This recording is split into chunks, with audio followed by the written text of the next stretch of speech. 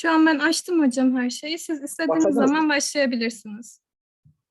Tamam, başlayabiliriz. Hadi başlatın. Bismillah. Tamam. Euzu billahi mineşşeytanirracim. Bismillahirrahmanirrahim. Elhamdülillah ve salatu ve selamu ala Resulillah. Değerli arkadaşlar, hoş geldiniz, sefa geldiniz. Mübarek olsun, feyizli olsun inşallah dersimiz. Efendim verimli bir şekilde tamama ersin. Bu dersimizde takip edeceğimiz eser malumunuz El-Veciz fi Tefsiril Kitabil Aziz. El-Veciz fi Tefsiril Kitabil Aziz. Müellifi Ebu'l Hasan Ali bin Ahmed El-Vahidi. Ebu'l Hasan Ali bin Ahmed El-Vahidi. Ustadu asrihi fi ilmi tefsir denilmiş adının altında. Yani asrının üstadı, kendi döneminin üstazı tefsir ilminde denilmiş. Vefatı ne? Hicri 468. Hicri 468 yılında vefat etmiş. Bunun hayatıyla ilgili bilgi İslam Ansiklopedisi'nde mevcut. Ben arkadaşlarla paylaşılmak üzere bir arkadaşınıza gönderdim. İnşallah oradan okuruz. Efendim bu mübarek tefsiri okuduğumuz zatı daha yakından tanımış oluruz. Bu zaten önemli, bizim açımızdan çok önemli 4 tane eseri var. Tabii 2 tane daha meşhur eseri var. Onları hemen arz edeyim. Birincisi efendim El-Basit fi tefsiri yani fi tefsir. El-Basit diye bir tefsiri var. El-Basit yani en geniş. Basit yani böyle geniş tefsiri var. Bir de El-Vasiti var. Orta hacimli bir tefsir. Bir de El-Vecizi var. İşte bu inşallah dersimizde efendim Lokman suresi, Yasin suresi, Hucurat suresi, Mülk suresi ve de Amme cüzü. Yani Nebe suresinden itibaren Nas suresine kadar inşallah teberrüken okuyacağımız tefsir El-Veciz isimli tefsir. Fi tefsiril kitab-ül aziz. Aziz kitap yani güzel, mübarek kitabın tefsiri konusunda. Bu işte 3 tane eseri bu. Bizim açımızdan yani tefsir ve ulumul Kur'an açısından önemli bir eseri daha nedir? Esbab-ı Nuzul. Vahidinin Esbab-ı Nuzul diye meşhur eseri var. Zaten tefsirinde göreceksiniz zaman zaman referansta bulunuyor. Yani Esbab-ı Nuzul'e de yer veriyor. Bir de efendim Şerhu Divan-ül Mutenebbi.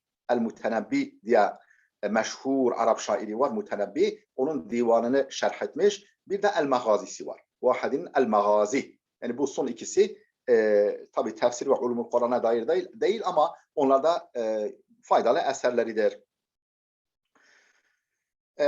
Bu tefsir Celaleyn'i andırıyor. Belki Celaleyn'i daha önce ele almışsınız, eliniz değmiştir. Celaleyn'i andırıyor. Zaten Celaleyn'in kaynaklarından işte Celaleddin Suyuti, daha sonra Celaleddin el-Mahalli'nin kaleme aldıkları Celaleyn tefsirinin bir örneği niteliğinde onun kaynağıdır.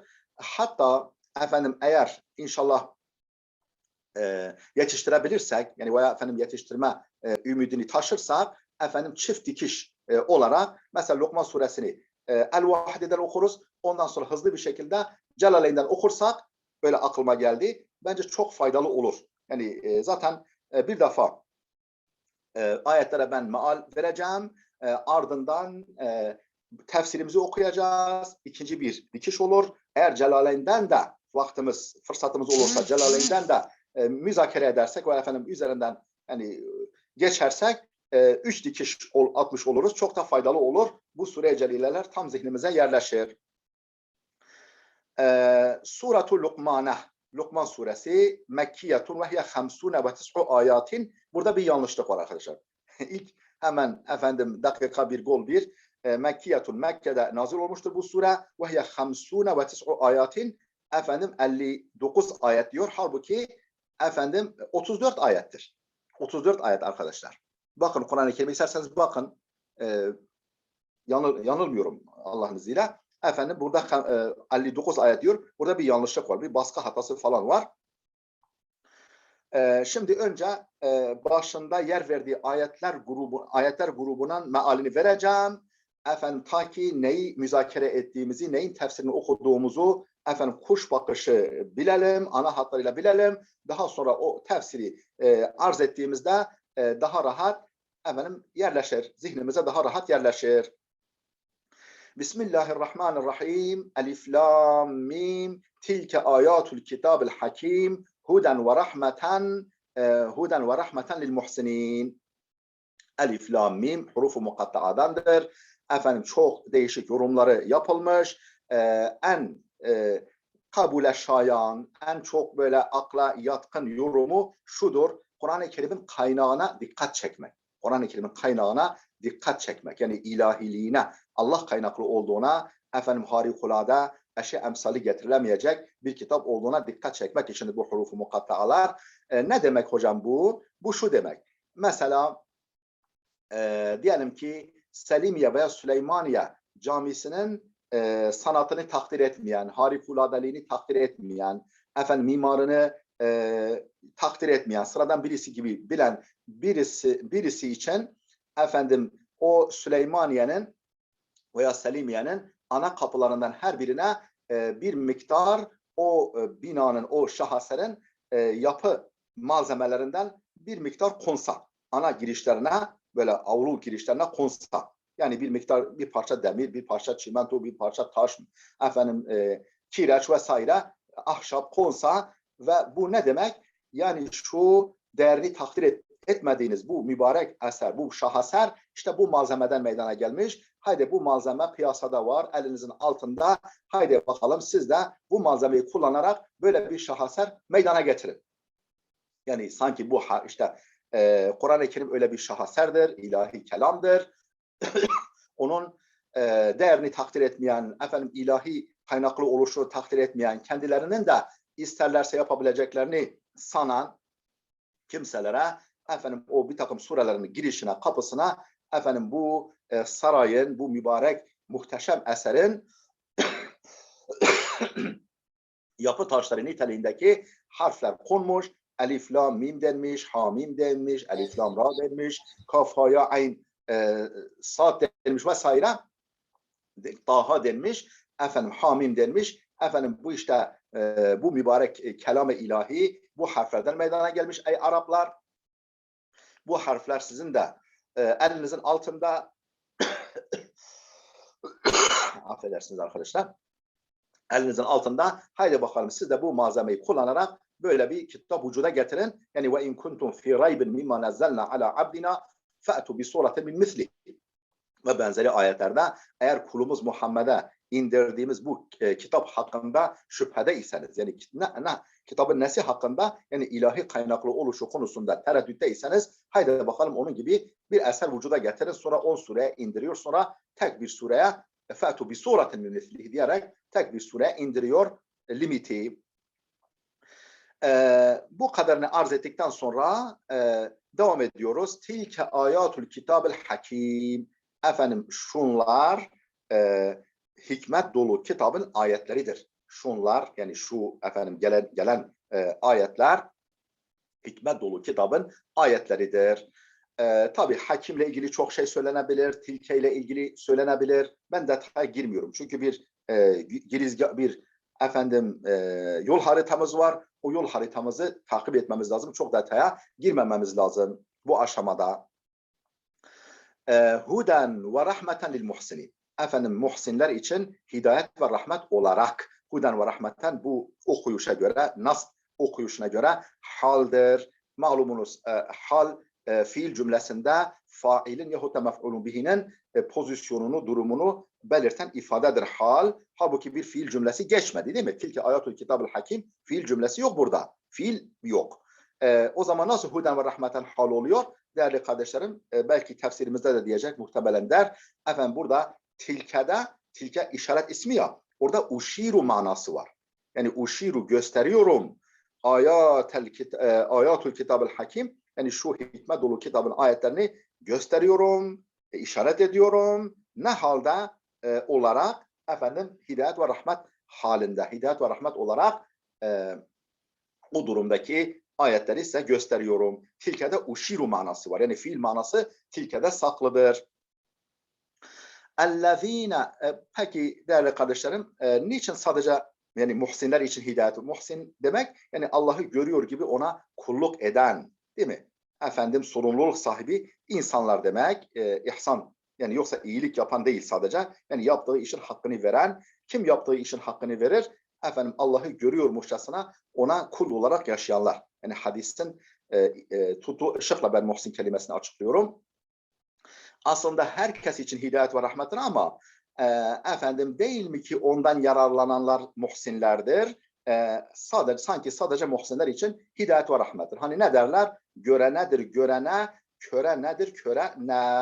Hani bir lambayı yakıyorsunuz ama gözü görenler için faydalıdır o lamba. Gözü görmeyenler için o lamba ha yakılmış ha yakılmamış. Güneş ha doğmuş ha doğmamış. Yani muhsinler için hidayet ve rahmettir. Yani diğerleri istifade etmiyorlar anlamında. Bir de huden ve rahmetun kıraati de var. O zaman huve, huden ve rahmetun. Orada bir huve gizlidir. Mubtada gizli, huden ve rahmetun haber olur. Kimdir muhsinler? Ellezine yuqimuna salate ve yu'tuna zekate ve hum bil ahireti hum yuqinun. O işte bu beyan ediyor. O muhsinleri beyan ediyor. Ellezine, o kimseler ki yuqimuna salata, namazı ikame ederler, dosdoğru kılarlar, hakkını vererek kılarlar ve yu'tuna zekate, zekatı verirler ve hum bil ahireti hum yuqinun ve ahirete onlar kesin iman ederler. Onlar ve hum bil ahireti hum, ahirete de iman edenler onlardır, onlar.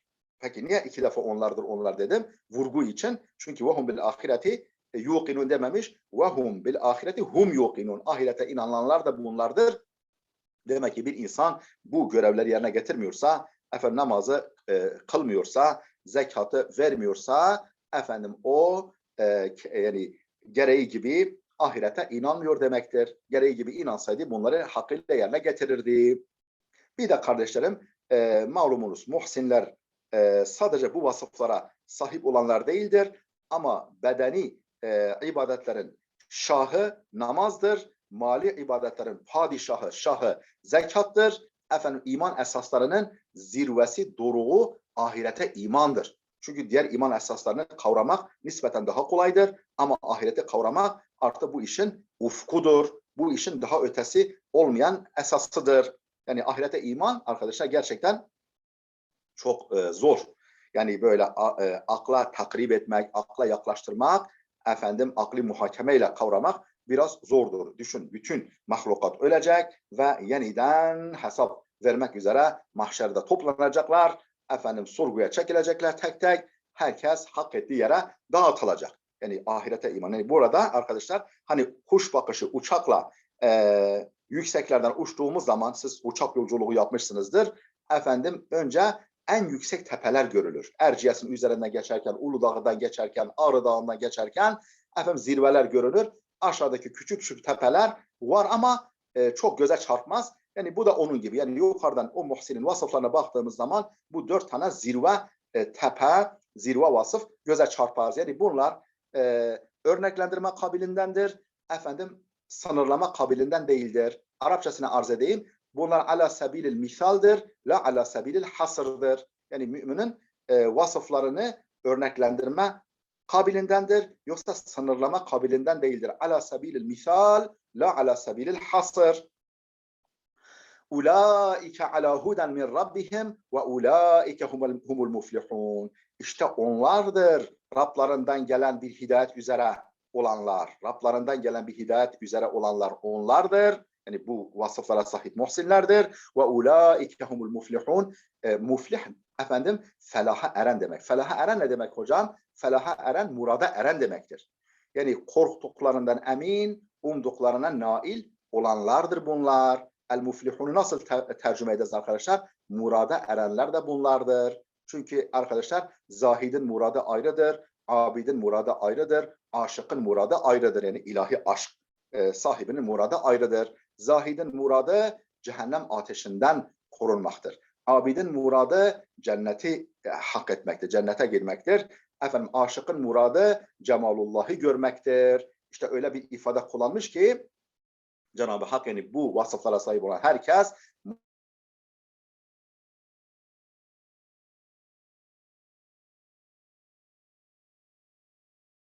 muradabit cennete kavuşacak. Efendim aşık da zahid de cehennemden mahfuz kalacak. Muradına erecektir bunlar. Burada Rab kelimesi var. Çok şeyler söylenebilir ama maalesef işte vaktimiz müsait değil. وَمِنَ النَّاسِ مَنْ يَشْتَرِي لَهْوَ الْحَد۪يثِ لِيُضِلَّ عَنْ سَب۪يلِ اللّٰهِ بِغَيْرِ عِلْمٍ وَمِنَ النَّاسِ insanlardan men öylesi vardır ki yeşteri lehvel hadisi sözün boşunu, boş sözü yani sözün boş olanını satın alır liyudille an sabilillahi bi gayri ilmin cahilce, bilgisizce efendim Allah yolundan alıkoymak için. Şimdi yukarıda hikmet dolu bir kitabın indirildiğini belirtiyor. Yani gökten sanki inci, mercan, altın suretinde kalitesinde, değerinde ayetler iniyor ama gel gör ki birileri var efendim o inci, mercan ve altına iltifat etmiyor. Ne yapıyor? Çakıl topluyor, torbasına çakıl dolduruyor, çakılla meşgul. Elmas var, onlar tenekeyle meşgul. Yani bu ayetle önceki ayetler arasında böyle bir münasebet var. Yani böyle hikmet dolu bir kitap dururken ortada gel gör ki ve minen nasi acep ki insanlardandır. Yani o acep ki insanlardan. Onun bir nüktesi var, onu hemen söylemeyeceğim çünkü vaktimiz yok. Efendim yani bunlar da mı insan? Yani men o kimse ki yeşteri lehvel hadisi sözün boşunu satın alır. Hikmet dolu Kur'an dururken onu kenara bırakıyor. Niçin diyor? Tabii satın alır derken iki türlü anlaşılabilir. Yani bir işte sebeb-i nüzulde de belirteceği gibi efendim alternatiflerini satın alır. Mesela diyelim ki o tip filmlere, dine düşmanlık eden filmlere parasını verip gider izler. Veyahut da o tip İslam düşmanı romanlara efendim parasını verip alır, okur. Müstehcen, ahlaksızca şeyler ve efendim ateistlerin, dinsizlerin kitabını alır, okur, parasını vererek işte bu sözün boşunu satın alıyor. Bir de efendim yeşteri yani yestebdilu anlamı da var. Yani Kur'an-ı Kerim ortada dururken onlar bunu elinin tersiyle itiyorlar. Bunun zıddı olan boş sözlere talip çıkıyorlar. Yani sanki onu satıp yani altını verip tenekeyi satın alıyor. Hani elması verip tenekeyi satın alıyor. İnci mercanı verip satıp çakıl taşlarını satın alıyor gibi bir durum. Peki niye bunu yapıyor? Liyudille an sabilillahi bi gayri ilmin. Bilgisizce Allah yolundan insanları saptamak için, insanları alıkoymak için. Arkadaşlar buradaki efendim liyudille an sabilillahi bi gayri ilmin tabi bilgisizce yani efendim bu yaptığının neye mal olacağını, ona neye patlayacağını bilmeksizin. Yani kuyusunu kazıyor, kendi efendim cehennem ateşini hazırlıyor ama bunun farkında değil. İnsanları Allah yolundan alıkoymak için. Bir de liyadilla kıraati var. Liyadilla değil de liyadilla kıraati var. Ansabilillahi bi gayri ilmin. Allah yolundan sapmak üzere. O zaman lame ta'lil değil. Çünkü hiç kimse ben Allah'ın yolundan sapayım diye bu işi yapmaz. Değil mi? Allah yolunda sanki zaten Allah'ın yolunu bilse ondan bilinçli olarak kendisi sapmayı amaçlamaz. O zaman orada lame ta'lil değil, yani gerekçe bildiren lam değil, lame akibettir. Yani böyle bir sonuç doğuracak şekilde sözün boşunu satın alırlar. Bir gayri ilmin, bilgisizce Allah yolundan sapmak üzere, sapma sonucunu doğurmak üzere anlamında. Lame ta'lil, lame akibet. Onları araştırırsınız arkadaşlar. Lame ta'lilin gerekçe, gaye belirten lam, bu tabi burada bu durumda lame ta'lil olmaz. Liyadilla kıraatine göre. Çünkü hiç kimse Allah yolundan sapayım. Bak Allah yolu orada duruyor. Efendim ben de ondan sapayım diye sözün boşunu satın almaz. Yani böyle bilerek kendi bu ateşe atmaz. Efendim ve yettehizaha huzvan ve Allah'ın yolunu yani Kur'an-ı Kerim'i Allah'ın yolu dediği yani kitab-ı ilahi değil mi? İslam dini. Onu alay ve eğlence konusu yapmak için. Hani İslam'la alay eden malumunuz filmler var. Eski Yeşilçam filmleri vardı. Maalesef çok sayıda vardı. Efendim gazeteler vardı. Efendim romanlar yazılıyordu. Şimdi de maalesef var. İşte dinle alay eden şeyler var.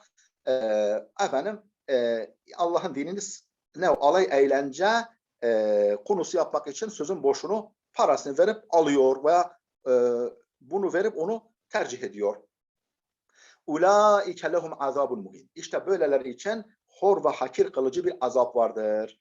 Efendim birincisi ne demişti? Ulaike humul muflihun.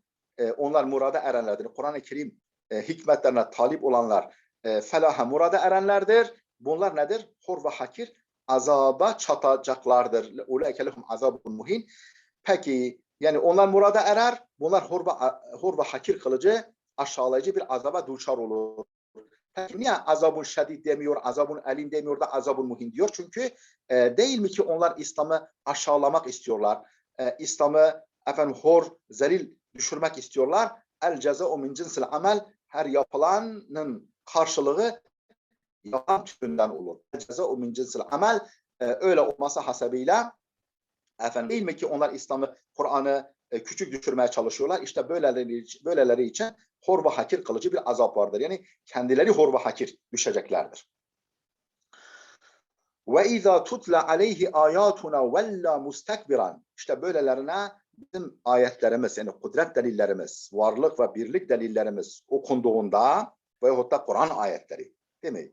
Allah'ın iki türlü kitabı var. İki tane kitabı var. Bir, tekvin sıfatının tecellisi olan kainat kitabı ve onun ayetleri var. Yani güneş, yıldız, mehtap, ay, çiçekler, meyveler, kelebekler, her şey Allah'ın kainat kitabındaki ayetleridir. Bir de Allah'ın kelam sıfatının tecellisi olan Kur'an-ı Kerim kitabı vardır.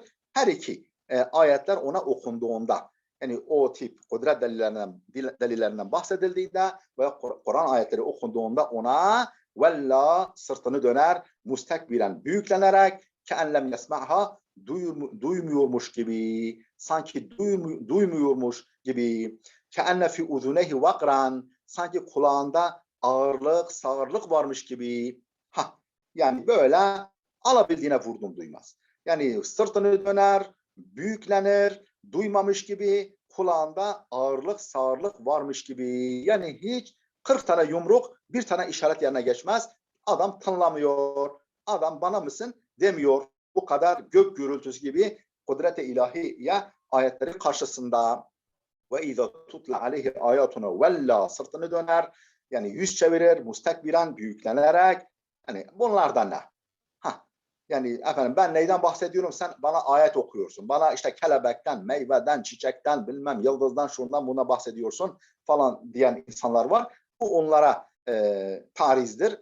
Ke'enlem yesma'ha, sanki duymamış gibi, ke'enne fi uzunehi vakran, sanki kulağında vakr, yani samamen, yani sağırlık, ağırlık varmış gibi. Febeşşirhu bi azabın alim. İşte böyleleri için can yakıcı bir azap vardır. Şimdi mesela adam duymuyorsa, değil mi? Duymuyorsa ne yapılır?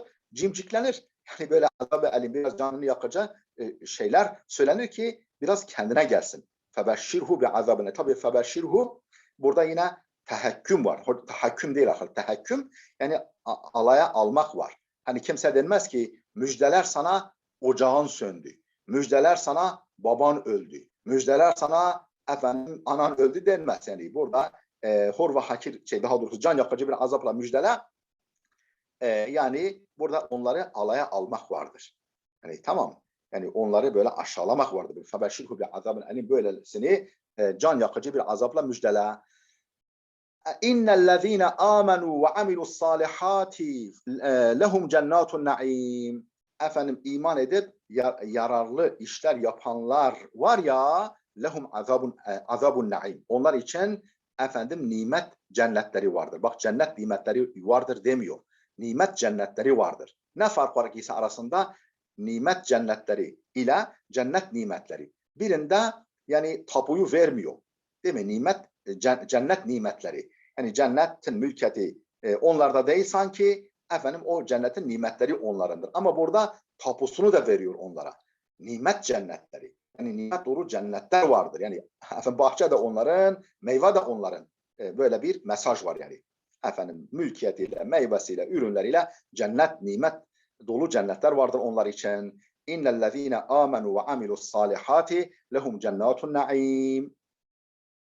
Tabii bakın değerli kardeşlerim, Kur'an-ı Kerim'in yöntemi bu. Böyle bir zıddı sunuyor, onun zıddına geçiyor.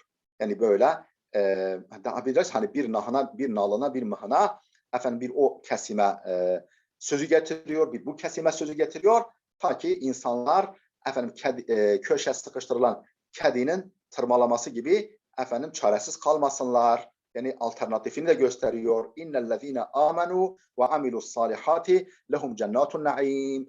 Efendim iman edip yararlı, faydalı işler yapanlar var ya, lehum, onlar için cennâtun naîm, nimet cennetleri vardır.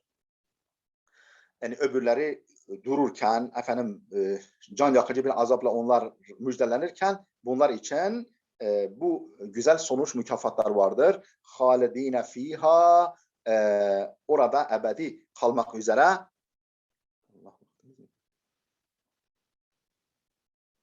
Kaç dakika oldu? Vakit mi geldi? 10 Hayır dakika hocam. var Yok hocam. hocam. Efendim? 10 dakikamız var hocam bitmesine. Tamam, bana hatırlat. Allah razı olsun. Yaklaştığı zaman bana hatırlat ki cümleyi bağlayalım inşallah. Böyle Tamam bir hocam. yarım dakika falan. Efendim, İnnellezîne âme, tamam. Halidîne fîhâ, orada ebedi kalmak üzere. Yine haldir arkadaşlar. Nasıl bir halde? Ebedi kalacak halde. Va'dallahi hakkan. Efendim bu Allah'ın kesin vaadi olarak. Efendim ebedi kalmak üzere ve Allah'ın kesin vaadi olarak. Ve huvel azizul hakim. Peki bu vaadini yapmaya kadir midir? Evet, kadirdir çünkü o azizdir. Yani galiptir. Aziz ne demek arkadaşlar? Hani bizdeki su gibi aziz ol. Böyle tatlı anlamındaki aziz değil. Aziz ne demek? Aziz galibun ala emrihi demek. Yani dediği efendim kararına karşı konulmaz. Efendim istediğini yerine getirebilen, getirmeye kadir zat demektir. El hakim. Azizdir, hakimdir. Yani bu dediklerini yerine getirmeye hani yapabilir mi? İnnellezîne amilu lehum cennâtun naîm. Bak, büyük bir mükafat vaadi. Halidine fiha, orada ebedi kalmak üzere. Va'dallahi hakkan, Allah'ın hak vaadi olarak, yani kesin sözü olarak ki peki bu diyor, ondan sonra efendim ilgili dayanak olabilecek, referans olabilecek, temel oluşturabilecek Esma-i Hüsna, 2 tane isme yer veriyor. Aziz ve hakim oluşu. Azizdir, efendim yani karşı konulmazdır, hükmüne karşı konulmazdır, kararı mutlaka yerine gelendir. Hakimdir, efendim kimin neye layık olduğunu, kimin neyi hak ettiğini çok iyi bilendir. Efendim herkese layık olduğunu verir anlamında. Yani hiçbir zaman efendim eşkıyayla itaatkarları, saitlerle şakileri bir tutmaz. Bir tutarsa bu onun hikmetine sığmaz. Yani onlara onu verirken, azab-ı şedidi verirken, azab-ı elimi verirken, bunlara cennet, nimet dolu cennetleri verirken bunun hikmetini gereği olarak yapıyor. Değerli kardeşlerim, yani nimeti nimet yapan kalıcılıktır. Yani mesela diyelim ki birine bir tepsi baklava ikram edersin. Eğer Maraş dondurması yoksa üzerinde veya kaymağı yoksa o baklava olarak kalır. Baklava işte onunla güzel. Yani cennet güzel. Cennet çok güzel ama cennetin güzelliğini güzellik yapan halidine fiha ifadesidir. Yani diyelim ki geçici. Hani gitmişsin bir sarayda 3 gün, 5 gün, 10 gün veya 5 sene kalırsın, daha sonra sürüleceksin oradan. Bunun çok tadı olmaz. Efendim halidine fiha, o cennet baklavasının tabiri caizse dondurmasıdır. Efendim kaymağı niteliğindedir. Onun için böyle çok geçiyor Kur'an-ı Kerim'de. Halakas semavat. Şimdi aziz ve hakim olduğunu nereden biliyoruz? Bak, bağlantı kuruyoruz. Halakas semavati bi gayri amedin taravnaha.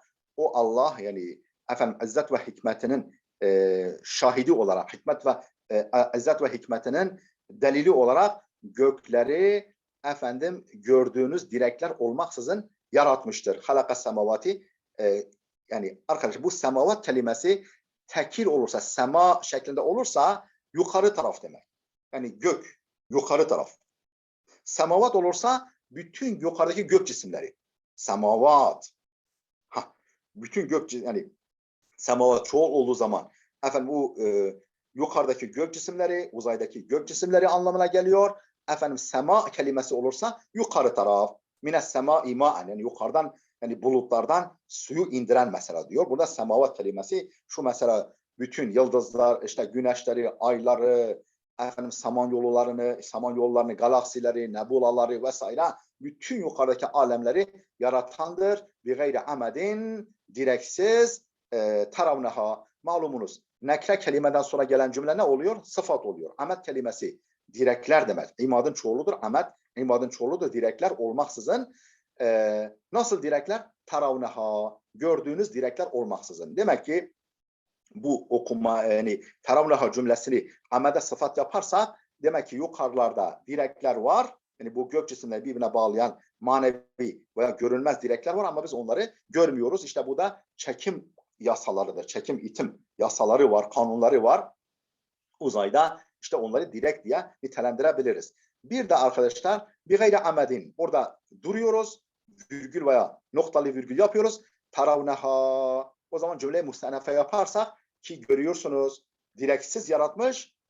Burada bir duraksıyoruz. Taravnaha. Görüyorsunuz direk yok. Bu gök cisimleri direksiz, efendim kablosuz, efendim barajsız. Bunların hepsinin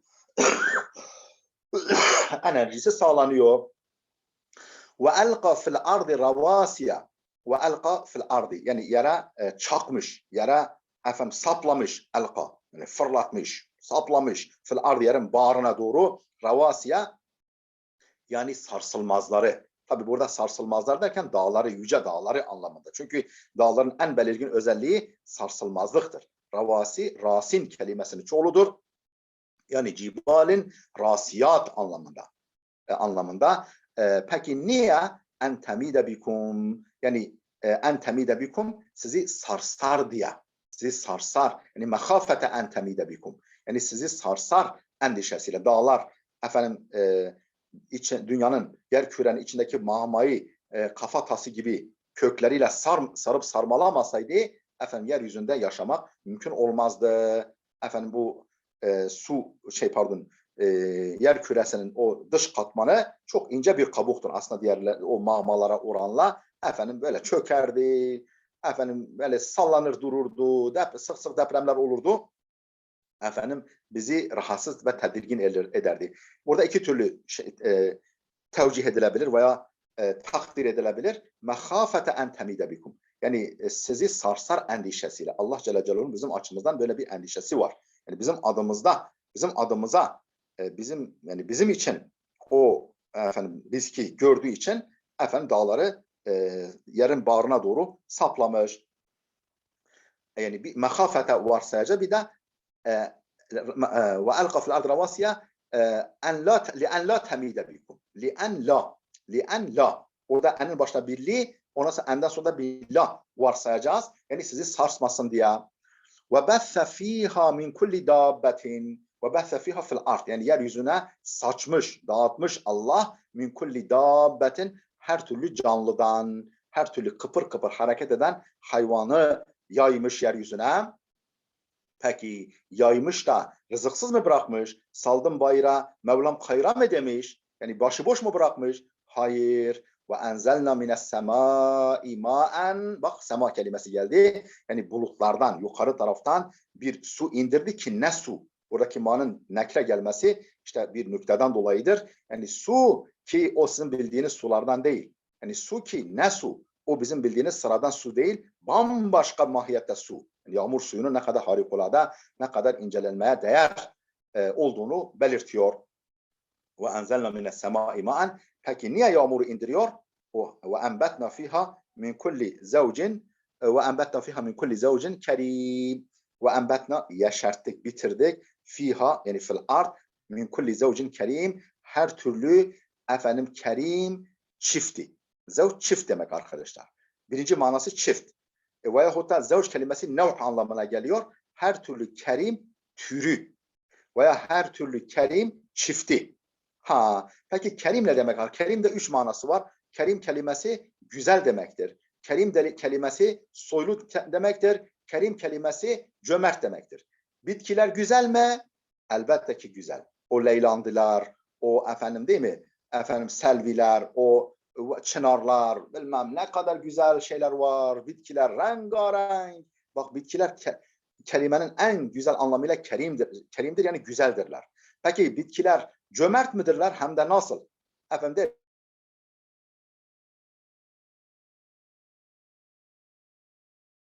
Peki ondan sonra sana yüzlerce limon vereyim, portakal vereyim, efendim cennet elması vereyim vesaire.